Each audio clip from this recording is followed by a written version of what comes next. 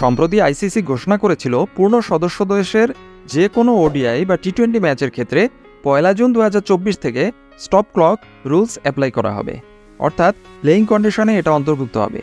এর পরিধি হবে 60 সেকেন্ড। স্টেডিয়ামের জায়ান্ট স্ক্রিনে এই 60 সেকেন্ড গণনা করা হবে এবং ডিসপ্লে করা হবে। কি আছে এই স্টপ ক্লক রুলসে?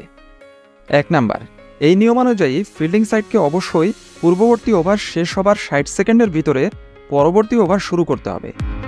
2 নাম্বার, স্টেডিয়ামের ইলেকট্রনিক ডিসপ্লে বোর্ডে এই 60 সেকেন্ড গণনা করা শুরু করা হবে এবং থার্ড আম্পায়ার সিদ্ধান্ত নেবেন কখন এটা শুরু করা হবে।